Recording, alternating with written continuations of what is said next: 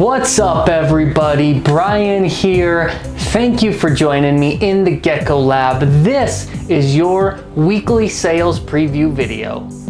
Alright guys, before we get into showing you what geckos will be available this Friday on altitudeexotics.com, there's something serious I wanted to discuss with you guys and ask for your help on. So there was recently a bill proposed to be signed into law in New York that would prevent live animal shipments in and around the state. So this is bill number 4611, and like I said, it's a bill that is designed to stop live animal shipping. It's not just affecting reptiles, this affects all living creatures, and they want to ban the shipment of living creatures in, out, and out from, and within the state of New York. Now, they're covering what they call postal carriers. So this bill would ban live animals being shipped with postal carriers, and that covers the Postal Service, the USPS, UPS, FedEx, DHL, all of those carriers. It would be illegal to ship live animals. The reason that this is such an issue is because it's being spun as an Animal Welfare Protection Act. They're saying that shipping these live animals is unhealthy, it's dangerous, and it's not good for the animals. The problem with that is it's just not true. So the problems with this proposed bill are twofold. For one, there's no net positive effect, and there's enormous net negative effects. So to talk about the lack of positive effects, them saying this is an animal welfare issue, well, the problem with that is there's no animal welfare issue with shipping reptiles. Shipping reptiles is highly regulated. There are strict guidelines and procedures that must be followed with any of these postal carriers, and it is very successful. It's incredibly safe, accidents are rare, and there are guidelines you have to follow. For example, to ship with FedEx, you have to be a certified reptile shipper. There are strict guidelines on the type of box and packaging you must use. The styrofoam inserts must be a certain thickness to help with temperature control and also give the box rigidity so the animals can't get crushed. There's guidelines on temperatures as far as the weather and the forecast on when you can and can't ship to keep the animals safe. And it's a very safe system. It's highly regulated, and the animal welfare side of it just doesn't exist. It's not an issue for the health of these animals. It's a common practice, and health issues are extremely rare. So taking such a drastic overstep to ban shipping completely, it's not helping the animals if there's not a need that needs to be addressed, if that makes sense. So the other problem is the negative effect, and obviously this has a huge economic negative effect. The biggest one is mom and pop pet shops and small breeders. Pet shops buy animals to stock. Most pet shops don't breed their own animals to sell as pets. Well, if you can't buy pets from a distributor to stock your store, you're not going to have a store anymore. So this would be devastating for mom and pop pet shops in New York that wouldn't be able to get stock, wouldn't be able to order a box of assorted reptiles from a big reptile distributor and get all their crested geckos, chameleons, iguanas, everything that they sell to stock their store. It would be devastating. The other downside is breeders wouldn't be able to sell, to ship out of the state, to ship to a further distant part of the state, to buy new stock to bring into their breeding program. All of that would come to a halt. The biggest impact for me is not only I couldn't sell to people in New York, I can't sell to people in Canada, and nor could just about anybody else in the reptile world, because reptile exports going to Canada all go through New York. They all go to northern New York, then they get exported over the border and then reshipped out from there across Canada. That entire industry comes to a halt if this passes. So it has vast economic negative effects if this bill were to pass. So unfortunately, it's just not a very good bill. Now, I'm not one of these guys. You'll meet a lot of reptile people who are super anti-government, anti-regulation, fight the man, I can do what I want with my rights type of people. I am not one of those people. I am pro-government, I am pro-regulation, I am pro government intervention when necessary. The problem here is there's no need. This is not necessary. They're just adding layers on top of already existing fundamental layers that protect these animals during shipping. And like I said, there's no net gain from something like this, and there's only net losses on the economic side for a lot of small businesses. So I wanted to take a minute to address that, to make you guys aware of it, and to ask for your help. There is a link in the description box down below where you can send a letter to an agricultural committee member in New York urging them not to pass this bill.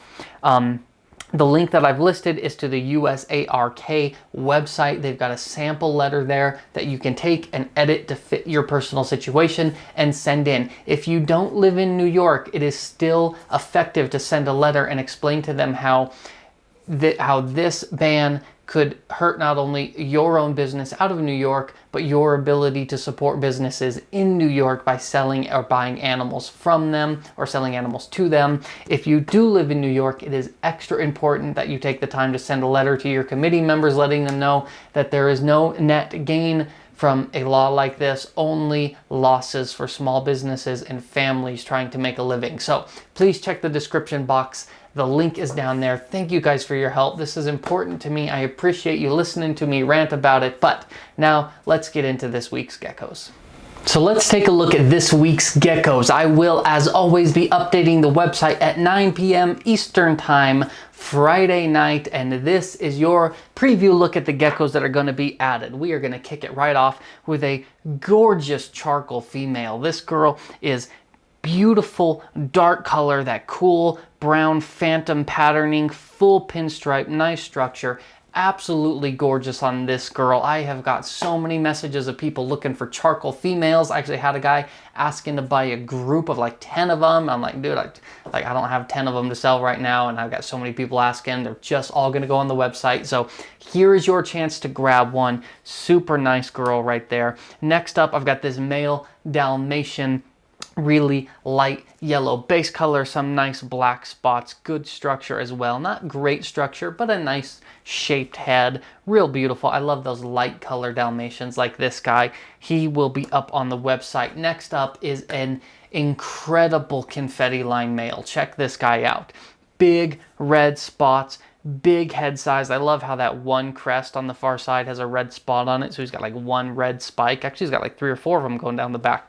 Really cool looking gecko. Those big red spots, these confettis are super hot right now. People are loving these red spots, which makes me happy because I've loved these red spots for like 12 years, and it's great to see them getting real strong recognition and see more people work with them and breed them. If you want to get in on the project, this boy is a great chance. Nice cornerstone male there. Next up, I have a special girl. As you can see, this girl has a little bit of a kink in her spine. Just a beautiful red and white pinstripe. Absolutely gorgeous gecko, but she's got a kinked spine. This happens every once in a while. We'll see it with geckos. It's not noticeable when they hatch, and as they grow, their spine starts to kink like that. It's not tied to a specific bloodline. It's not tied to a specific breeding pair. I do not believe it's genetic. If it was genetic, it would pop up more in one bloodline. I did have a gecko with this issue x-rayed one time. I took it to a vet. The vet told me his best guess as to what's happening here is the geckos are born with 2 of their vertebrae fused together. So when they're little, you don't notice, but as they grow, those 2 vertebrae can't grow and separate properly, so it ends up making a kinked bump in their back like this. So it's just something that happens. I usually get 2 to 3 of these a year out of 4,000-ish geckos a year. I get 2 or 3 that end up like this, and I always sell them off real cheap as pets. These are a great example, a great opportunity if you want a really high quality colored gecko, but you can't really afford the price tag because you're just looking for a pet. These are great. Obviously, these cannot be bred. These are pets only, not for breeding, but this one will be available if you're looking for a really beautiful pet to give it a nice loving forever home. This girl will be available.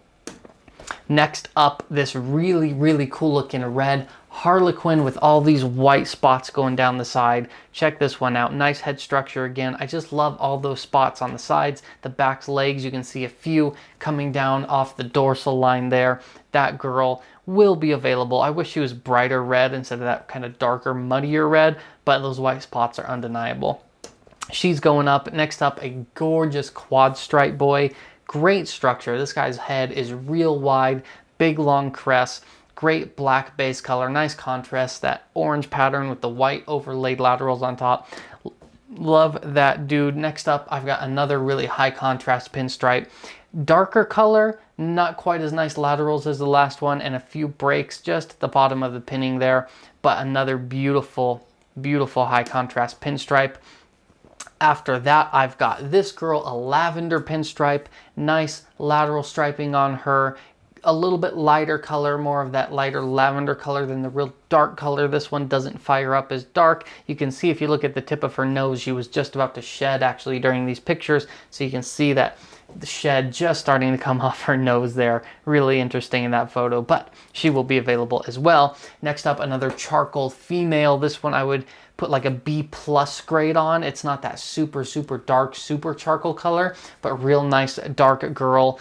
These are a lot cheaper than the super dark ones, which are well over the $1,000 mark. These ones are on the more affordable side, so if you're looking for a budget way to get into the charcoal breeding project, or if you have a really nice high-end male and you're looking to add some females for him, this girl's a great option. Next one up is a similar female. Again, not quite as dark. This one I would put as a B- grade charcoal. Didn't quite get all of the dark color that the other ones do, but again, a great budget option and would be a great addition to any charcoal breeding project or any phantom pinstripe breeding project for that matter. After that, we have this beautiful lavender quad stripe. Real light base color on this one. I like this girl. She doesn't fire up that dark, so she tends to keep that light lavender color. These are fantastic to breed with red pinstripes. Breed this girl with a solid red or a red pinstripe, red quad stripe boy. You'll get some great results out of that. I love doing those pairings. Next up, look at the color on this gecko. This super high contrast super stripe. Wow, the structure is on point, the color is on point, the pinning is on point, the lateral striping is on point. Just beautiful gecko there. That one will be available Friday. You're looking for a high-end super stripe breeder, don't pass that one up. Next up, another super unique confetti line male. This one is quite rare because it's got a lot of things that don't normally go together all together. So it's got a yellow orange base color, which is extremely rare on confetti lines because the red spots and the yellow base color don't work together very well. I still don't know why. I'm still trying to figure that out through breeding, but getting red spots on a yellow or orange based gecko instead of a red based gecko is extremely hard, and this guy has a ton of red spots for how light his base color is. He also has all those portholes down the side, which are really cool because they give him 3 color spots. He's got black, red, and then those white portholes on the side and a couple white spots on the back legs. Absolutely unique there. That guy will be a great breeder. And then our last one for this update is this beautiful red pinstripe female. Just a great classic red pinstripe. Nice cream dorsal, good structure, bright red base color, and then some cream orange markings down the legs and the sides there. Just a beautiful example. So that is my lineup for this week. Thank you guys for watching. I appreciate it. Don't forget to check that link down below to check out what's going on in New York. Send a letter in and try and help everybody out. Even if it doesn't affect you directly, it affects somebody, and we all need to stick together to protect our rights as reptile enthusiasts. Thank you guys so much. I really appreciate it. I will see you soon. Friday night, 9 p.m. Eastern, the website updates. Don't forget, be there, check it all out. I love you guys. Stay safe, stay kind, be good to each other. I'll see you guys soon.